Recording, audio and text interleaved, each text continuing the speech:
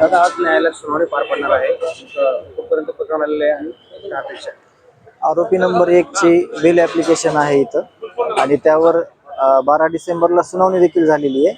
परंतु उर्वरित राहिलेली सुनावणी आज आहे आणि त्या आजच्या दिवशी जे फिर्यादीचे वकील आहेत आणि आरोपीचे वकील आहेत ते सुनावणी म्हणजे आर्ग्युमेंट करतील आणि आपण न्यायाच्या भूमिकेत आहेत आणि आपल्याला न्याय मिळाला पाहिजे या भावनेने आम्ही इथं आलेलो आहोत.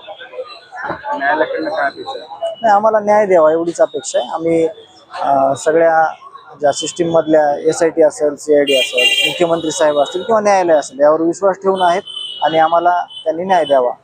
ज्या काही अफवा पसरत आहेत की बालुशाळे बाहेर हां, ते पूर्ण जे आरोपीचं समर्थन करणारे लोक आहेत ते अटक झाल्यापासून ते आत्तापर्यंत ह्याच्या वल्गना करतायत की आरोपी सुटणार, त्याची हत्तीवरून मिरवणूक काढणार किंवा सेलिब्रेट करणार किंवा कुटुंबाला भयभीत करायचा हा त्यांचा प्रयत्न आहे. परंतु तसं काही गोष्टी होणार नाहीत, कुटुंब भिणार नाही किंवा सगळा 18 पगड जातीतील समाज किंवा प्रत्येक घटक या राज्यातला देशमुख कुटुंबियासोबत आहे. त्याचं कारण असं आहे की एका निष्पाप माणसाला या क्रूरकर्मी लोकांनी संपवलंय आणि यांना शिक्षा भेटली पाहिजे या भूमिकेत आम्ही आहोत.